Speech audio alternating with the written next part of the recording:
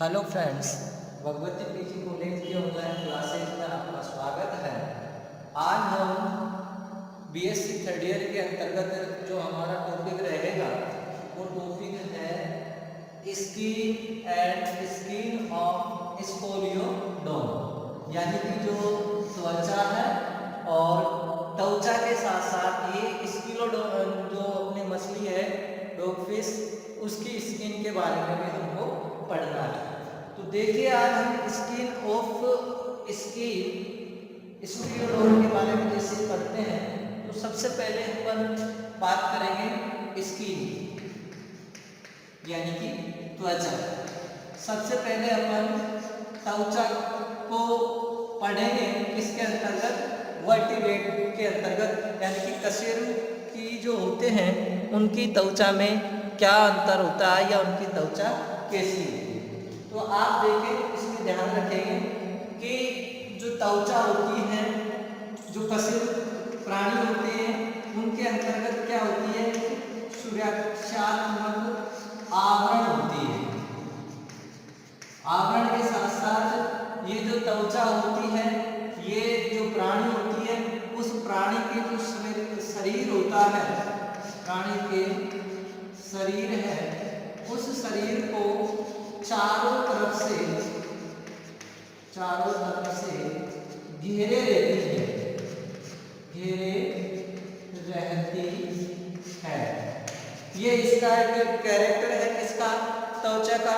जो त्वचा होती है वो सुरक्षात्मक आवरण है और साथ ही जो प्राणी का शरीर है उसको चारों तरफ से घेरे रहती है। त्वचा जो होती है वो जैसे मुख है, मलाशय है, नासा छिद्र है, इनका क्या करती है? छिद्र आवरण बनाती है, छिद्र आवरण बनाती है। ये इसका कैरेक्टर बेटा कि जो त्वचा होती है वो जैसे अपने मुख होता है, मलाशय होता है, नासा छिद्र होते हैं, ये इनका क्या बनाती है? ये छिद्र आवरण, जो पोर होता है उस पोर का आवरण बनाने का कार्य ये करती है। साथ ही में अगर बात करो तो जो कशेरुक जो जंतु होते हैं, वर्टिब्रेट यानी कि जो कशेरुक जो प्राणी है, उन प्राणियों में अगर त्वचा का विकास हुआ है, किसका बात करूं मैं? त्वचा का विकास। तो विकास का जो क्रम है बेटा वो जलीय वातावरण से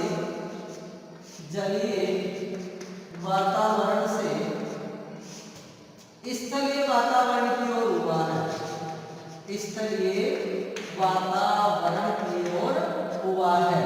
यानी कि जो स्किन है, और जो स्किन का अगर विकास की बात की जाए तो वो जलीय वातावरण से स्थलीय वातावरण की ओर उनका क्या हुआ है? विकास हुआ है। और जो कशेरुक जो प्राणी होते हैं, उन कशेरुक प्राणियों की जो त्वचा होती है, उस त्वचा में दो स्तर पाए जाते हैं, दो लेयर होते हैं। फर्स्ट लेयर की अगर मैं बात करूं तो उस लेयर का नाम है अधिचर्म, जिसे एपिडर्मिस के नाम से जाना जाता है, और दूसरा है चर्म। दूसरा लेयर क्या है? चर्म है, जिसे डर्मिस के नाम से जाना जाता है। तो इस प्रकार से इसकी जो अधिचर्म मतलब जो त्वचा है उसके दो स्तर हो गए। पहला जो स्तर है वो कौन सा है बेटा? अधिचर्म है। दूसरा जो स्तर है वो कौन सा है? चर्म, यानी कि डर्मिस होता है। तो त्वचा का अपन को ये रखना है, क्या है? त्वचा एक सुरक्षात्मक आवरण है, शरीर को चारों तरफ से ढके रहती है, यानी कि घेरे रहती है। जो छिद्र होते हैं शरीर के अंतर्गत उनका छिद्रा आवरण बनाती है। साथ ही जो कशेरुक प्राणियों में अगर त्वचा का विकास का क्रम किया जाए इवोल्यूशन के हिसाब से, तो वो क्रम होता है, त्वचा का जो विकास होता है जलीय वातावरण से स्थलीय वातावरण की ओर हुआ है। और ये दो स्तर पाए जाते हैं, पहला है इसमें अधिचर्म और दूसरा है चर्म। तो अब हम एक एक स्तर को इसके अंतर्गत पढ़ेंगे और उसके स्तर के पढ़ने के साथ साथ ही अपन इसके बारे में आगे बढ़ेंगे। तो अपना जो दो स्तर है, अब दो स्तर के बाद में हम अधिचर को पढ़ लेते हैं। तो अधिचर के बारे में देखो, सबसे पहले तो ये लिखना है, ये सबसे बाहरी स्तर है। कौन सा स्तर है बेटा? बाहरी स्तर है, यानी कि जो चर्म होगा उस चर्म के सबसे बाहरी अगर स्तर है तो वो कौन सा है? अधिचर्म स्तर है। और इसका अगर व्युत्पन्न माना जाए, या मतलब ये किससे बनता है, तो इसका निर्माण होता है एक्टोडर्म से। यानी कि जो वोल्डिक स्तर होते हैं, तीन स्तर कौन कौन से होते हैं? वो एक्टोडर्म, मेसोडर्म और एंडोडर्म। तो सबसे बाहरी जो स्तर है वो एक्टोडर्म, और एक्टोडर्म से ही किसका निर्माण होता है? अधिचर्म का निर्माण होता है। साथ ही मैं बात करूं, इसका जो निर्माण होता है अधिचर्म का निर्माण, वो होता है अपने स्तंभाकार स्तरित एपिथीलियम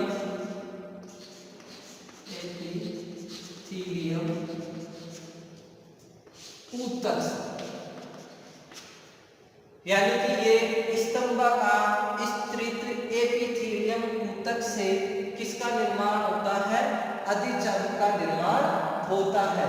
साथ ही इस अधिचर्म का जो अपन आंतरिक स्तर की बात करें, यानी कि इसका नीचे का जो स्तर होता है वो आंतरिक स्तर होता है, और जो आंतरिक स्तर होता है बेटा वो कैसा होता है?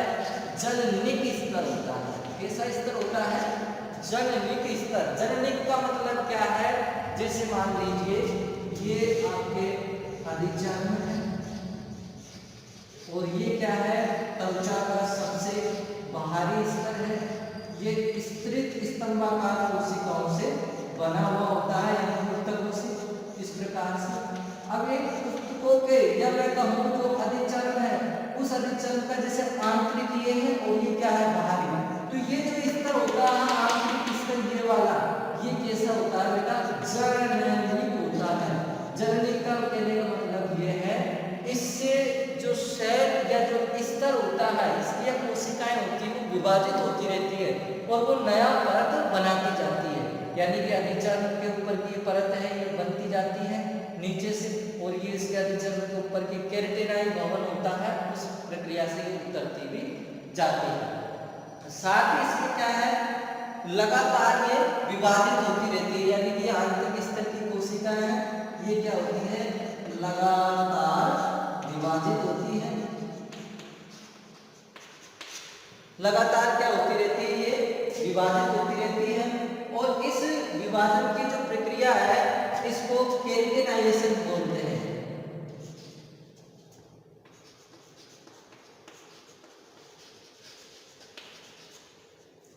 केराटिनाइजेशन इसको कहते हैं। विभाजन की जो प्रक्रिया है इसको केराटिनाइजेशन बोलते हैं। केराटिनाइजेशन, इसके जो विभाजन की प्रक्रिया है उसको केराटिनाइजेशन बोलते हैं।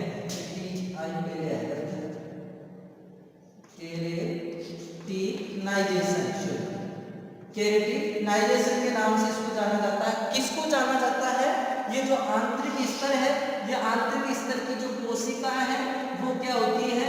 विभाजित होती रहती है, और विभाजन जो होता है ये कैसा होता है?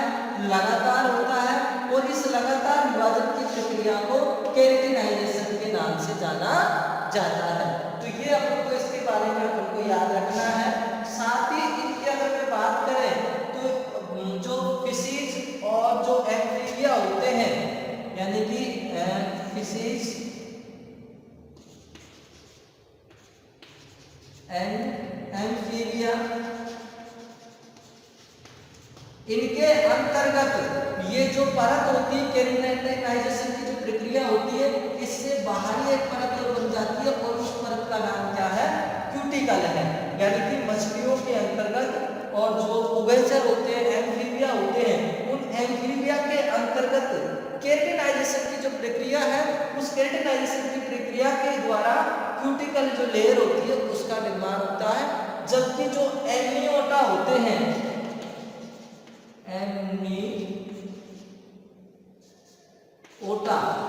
जो प्राणी होते हैं एमियोटा, उस एमियोटा के अंतर्गत क्या होता है, एमियोटा के अंतर्गत अब कौन आ जाएंगे, फिशीज के बाद में जो बचे हैं जैसे रेप्टाइल है, वो एविज है और मेमल्स है, यानी कि रेप्टाइल आ गए, एविज आ गए और मेमल, यानी कि जो राम है उन राम के अंतर्गत ये जो होते हैं वो एक कठोर परत बनाते हैं जिन्हें श्रृंगीय परत के नाम से जाना जाता है। यह आप स्ट्रेटम कॉलम के नाम से भी जाना जाता है, श्रृंगीय स्ट्रेटम जो परत है इसके नाम से भी इसको जाना जाता है। अब हम इसके बाद में जैसे आगे चलते हैं और इसमें ये और ध्यान रखना है कि जो अधिचर्म होती है उस अधिचर्म के अंतर्गत जो रक्त वाहिनियां होती है उन वाहिनियों का क्या होता है बेटा, अभाव होता है। और इसका जो नीचे का यानी कि जर्जक स्तर के बाद में जो स्तर रहेगा या आधार रहेगा वो क्या रहेगा, चार्म स्तर रहेगा। कौन सा स्तर रहेगा, चार्म स्तर रहेगा। अब अपना नेक्स्ट जो वो रहेगा हेडिंग वो रहेगा चार्म स्तर।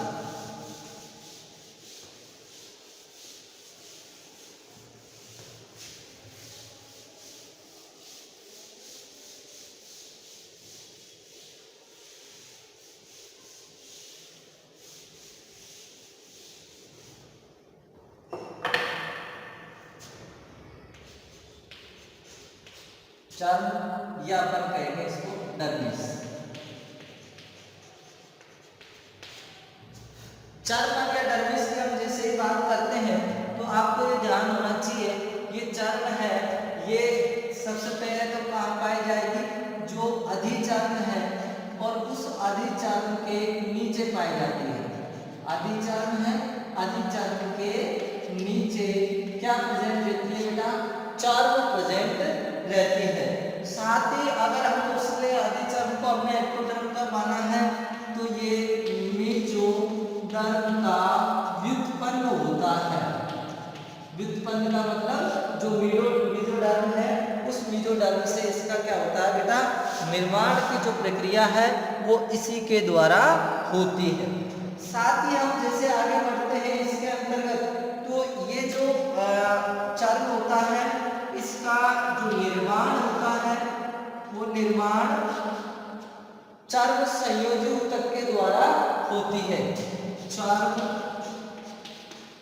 संयोजी जो ऊतक होता है उसके द्वारा इसका निर्माण होता है और इस चर्म संयोजी ऊतक के अंतर्गत जो पाई जाती है वो संयोजी ऊतक पेशियां हैं, रक्त वाहिकाएं हैं, वाहिकाएं, लसिका वाहिकाएं हैं, वाहिकाएं हैं, तंत्रिकाएं हैं, कोलेजन तंतु है, कोलेजन तंतु है। वो अब देखो जो निर्माण है इसका किससे होता है, चर्म संयोजी ऊतक से। और उस चर्म संयोजी ऊतक के अंतर्गत संयोजी ऊतक पेशियां पाई जाती है, रक्त वाहिकाएं पाई जाती है, लसिका वाहिकाएं पाई जाती है, साथ ही उसमें तंत्रिकाएं, कोलेजन तंतु भी उसके अंतर्गत पाए जाते हैं। और साथ ही अगर हम बात करें जो कशेरुक प्राणी होते हैं और उन कशेरुक जो प्राणियों के अंतर्गत जो अधिचर्म होती है उस अधिचर्म के अंतर्गत रंजक कणिकाएं पाई जाती है, रंजक कणिकाएं पाई जाती है, कणिकाएं। जबकि अपन बात करें किसके अंतर्गत, कशेरुकियों के अंतर्गत अगर चर्म है और तो चर्म के अंतर्गत रंजक कोशिकाएं पाई जाएगी, रंजक कोशिकाएं पाई जाएगी। और ये जो कोशिकाएं ये क्या करती है, ये त्वचा का जो रंग होता है उसको चेंज करती है। यानी कि जो कशेरुक प्राणी है उनके अंतर्गत अधिचर्म में रंजक कणिकाएं पाएगी और ये रंजक कणिकाएं होती है यानी कि रंजक कोशिकाओं में आ जाती है और रंजक कोशिकाओं में आकर क्या हो जाती है, जमा हो जाती है। यानी कि इस प्रकार से ग्रेन्यूल्स पाए जाते हैं। और ये आपके पास ये रंजक सेल होती है कोशिका, तो ये इसके अंतर्गत आ जाएंगे। और पूरी जो सेल होती है उसका कलर है वो चेंज कर देंगे, जिससे क्या हो जाता है, त्वचा का रंग बदल जाता है। और ये जो रंजक है वो निम्न है, जैसे मेलेनोफोर। मेलेनोफोर जो रंजक होता है, इस रंजक का कार्य होता है भूरे से काला, यानी कि भूरे से काला रंग बदलना इसका कार्य होता है। मेलेनोफोर रंजक होता है वो भूरे से काला कलर चेंज कर देती है। एक होता है इसमें लाइकोपोर, एक है लाइकोपोर। और ये जो लाइकोपोर जो रंजक होता है ये पीले से लाल में कन्वर्ट कर देती है, पीले से लाल में। और एक जो रंजक होता है वो होता है इरिडोफोर। रंजक का नाम क्या है बेटा, इरिडोफोर है। और ये इरिडो जो फोर होता है ये प्रकाश को परावर्तित करने वाले ग्वालिन क्रिस्टल के होते हैं, यानी कि ये प्रकाश को क्या करते हैं, परावर्तित करते हैं, परावर्तित करते हैं। ये इसका क्या है भाई, फीचर के इसके बारे में है कि जो इरिडो फोर यानी कि इरिडो जो रंजक होता है वो प्रकाश को परावर्तित करने का कार्य करता है। लाइकोपोर पीले से लाल को और मेलेनोफोर भूरे से काले को। तो इस प्रकार से इस चरण के अंतर्गत ये पाई जाती है रंजक सेल एवं कणिकाएं, जो इसको क्या करती है, चेंज करने का कार्य करती है। तो ये अपन ने दो लेयर इसके अपन पढ़ चुके हैं, किसके, चरण के और अधिचरण के। तो चरण क्या है, अधिचरण के नीचे मेसोडर्म से बनी हुई होती है, इसका निर्माण चरण संयोजी ऊतक से, जिसमें ये संरचनाएं पाई जाती है। कशेरुक जो प्राणी होती है उनके अंतर्गत अगर अधिचरण में रंजक पाया जाएगा तो रंजक कणिकाओं के नाम से जानी जाती है। अगर चरण में पाई जाती है तो वो रंजक कोशिकाएं होती है और ये रंजक होते हैं। अब हम पढ़ेंगे इसके अंतर्गत त्वचा की व्युत्पत्तियां। त्वचा की व्युत्पत्ति, तो त्वचा के व्युत्पत्तियों की हम बात करते हैं तो व्युत्पत्तियां कौन कौन सी है त्वचा की, त्वचा की व्युत्पत्तियां। तो त्वचा की व्युत्पत्तियों में जैसे हम फर्स्ट पहली बात करते हैं, श्वेत ग्रंथियां होती है। और ये जो श्वेत ग्रंथियां होती है ये किसके अंतर्गत होती है, स्तनधारियों के अंतर्गत, स्तनधारियों के अंतर्गत। साथ ही इसके बाद में इसमें तेल ग्रंथियां पाई जाती हैं, ये भी कहाँ पाई जाती है, स्तनधारियों के अंतर्गत ही पाई जाती है। फिर उसके बाद में इसमें एक कोशिकीय और बहुकोशिकीय ग्रंथियां होती है। 3 नंबर पर एक कोशिकीय सेल, कोशिकीय सेल्स होती है और बहुकोशिकीय कोशिकीय सेल्स होती है, ये पाई जाती है मछलियों के अंदर।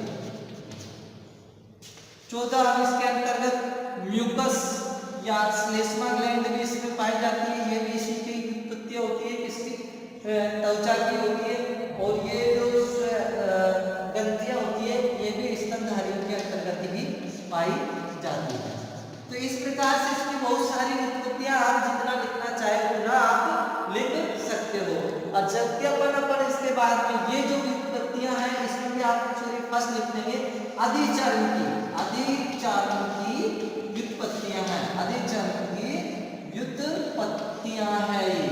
और ये जो अपन नीचे लिखेंगे ये सेकंड करके ऐसे, वो चरण की व्युत्पत्तियां हैं, चरण की व्युत्पत्तियां। इस चरण की व्युत्पत्तियों की हम जैसे ही बात करें तो इसके अंतर्गत शल्क आते हैं और वो चर्मी शल्क होते हैं। और चर्मी शल्क किसके अंतर्गत पाए जाते हैं, फिशीज के अंतर्गत वो पाए जाते हैं। तो ये त्वचा की व्युत्पत्तियां हो गई, अधिचरण की व्युत्पत्तियां और चरण की व्युत्पत्तियां। अब हम आगे बढ़ते हैं, त्वचा के कार्य हैं और उन कार्यों को आप अच्छी तरीके से जानते होंगे बेटा। अच्छी तरीके से क्यों नहीं जानेंगे, क्योंकि त्वचा आपके शरीर पर पाई जाती है। तो त्वचा के कार्य, फंक्शन ऑफ स्किन, त्वचा के कार्य में आप सबसे पहले लिख देंगे सुरक्षात्मक कार्य करती है। कौन करती है सुरक्षात्मक कार्य? त्वचा करती है। साथ ही ये करती है शरीर के ताप नियंत्रण में भी ये कार्य करती है। तीसरा करती है ये साथ ही अगर इनके ऊपर शरीर के ताप नियंत्रण में भी उन्हें कार्य करती है। लिंगी आकर्षण में करती है। लिंगी आकर्षण से मतलब यह है इसकी जो त्वचा होती है उस त्वचा मतलब जैसे मेल और फीमेल है उसकी अलग अलग होती है, तो उस आधार पर ये लिंगी आकर्षण का कार्य भी करती है। चौथा हम जैसे बात करते हैं तो जो त्वचा होती है वो संचित भोजन का कार्य भी करती है। किसका करती है? संचित भोजन का कार्य भी। पांचवा हम जैसे ही बात करते हैं तो इसके अंतर्गत उत्सर्जन का कार्य करती है। पांचवें हम जैसे काम करेंगे तो उत्सर्जन का जो कार्य है वो कौन करती है? त्वचा करती है। साथ ही ये जो स्त्रावण का कार्य है वो भी करती है। स्त्रावण का कार्य भी कौन करती है? त्वचा करती है। सातवें हम करते हैं तो ये जो है स्त्रावण के साथ साथ श्वसन है, उस श्वसन का कार्य भी क्या करती है? त्वचा ही करती है। आगे हम अगर चले तो ये अवशोषण का कार्य करती है। अवशोषण का कार्य करती है। एंजाइम के निर्माण का कार्य करती है। एंजाइम निर्माण में और विटामिन के निर्माण में भी ये कार्य करती है। तो इस प्रकार से आप ये कार्य है और इन कार्यों में एक दो लाइन है आप लिख करके इसको आप काफी बड़ा बना सकते हैं। अब हमारे पास आ जाता है स्किन ऑफ स्क्लियोडोम। अपनी जो यूनिट थर्ड है उस यूनिट थर्ड के अंतर्गत कंपैरेटिव यानी कि तुलनात्मक अध्ययन करना है अपन को सभी का। इसमें ये यूनिट थर्ड पढ़ा रहा हूं। यूनिट थर्ड बताना भूल गया था। यूनिट तीसरी है जिसके अंतर्गत अपन को खरगोश की है, सांडे की है, कबूतर की है, स्कोलिडोन की है, इनकी मतलब त्वचा में अंतर करना है, इनकी त्वचा में क्या क्या अंतर करने। तो इससे अभी तक मैंने जो पढ़ाया वो केवल त्वचा पढ़ाया है। अब अपने चलेगा स्किन ऑफ स्क्लियोडोन। स्किन ऑफ स्कोलियोडोन, इसकी अपने त्वचा की अपन अब बात करेंगे। तो देखो इसकी त्वचा की हम जैसे ही बात करते हैं तो ये स्कोलिडोन की जो त्वचा है सबसे बाहरी परत है शरीर पर, सबसे बाहरी परत एवं कैसी होती है त्वचा है इसकी स्कोलिडोन की। तो सबसे पहले तो क्या है ये बाहरी परत है। परत के साथ ही कैसी है? कड़ी है मतलब कठोर है। और कैसी है बेटा? ये खुरदरी है। तो इसकी जैसे स्कोलिडोन को आप मतलब देखोगे तो इसकी जो त्वचा है जो मतलब कैसी है? बाहरी परत है, कठोर है, खुरदरी है, जिसे अपन त्वचा के नाम से जाने जाएंगे। और इसके अंतर्गत पैलिकोइड जो सल्क है वो सल्क इसके अंतर्गत पाए जाते हैं। किसके अंतर्गत? स्कोलिडोन की त्वचा के अंतर्गत ही। साथ ही स्कोलिडोन की जो त्वचा होती है वो दो भागों से मिलकर बनी होती है। दो भागों से मिलकर बनी है। पहला जो भाग है उसका नाम वही है अधिचर एपिडर्मिस, और दूसरा जो भाग है उस दूसरे भाग का नाम क्या है? चर्म। सबसे पहले मैं अधिचर की बात कर लेता हूँ। ये वही से वो लिखना है। अधिचर बाहरी आवरण है और क्या है? जो एक्टोडर्म है उस एक्टोडर्म का क्या है बेटा? ये व्युत्पन्न होता है, यानी कि इसका जो निर्माण है वो एक्टोडर्म से मिलकर बना होता है। साथ ही इसके अंतर्गत श्लेष्मा ग्रंथियां पाई जाती हैं। श्लेष्मा जो ग्रंथियां होती है वो इसके अंतर्गत पाई जाती है, यानी कि म्यूकस का सेक्रेशन करती है। साथ ही इसमें सबसे जो भीतरी स्तर होता है वो होता है मेलिफिगियन नलिका। मेलिफिगियन नलिका जो होती है इसके अंतर्गत ही पाई जाती है। साथ ही में अगर और बात करता हूँ इसके बाद में इसकी जो कोशिका है उसमें क्या है, सूत्री विभाजन पाया जाता है, सूत्री विभाजन पाया जाता है।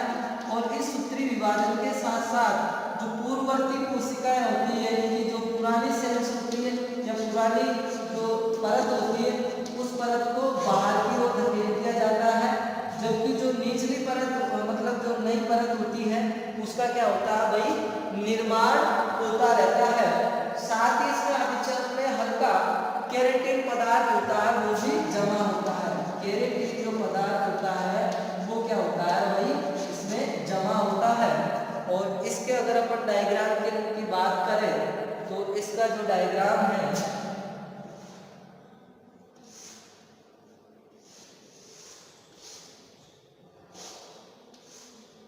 ये इसके अंतर्गत सबसे बाहरी ये क्या होता है, स्पाइन,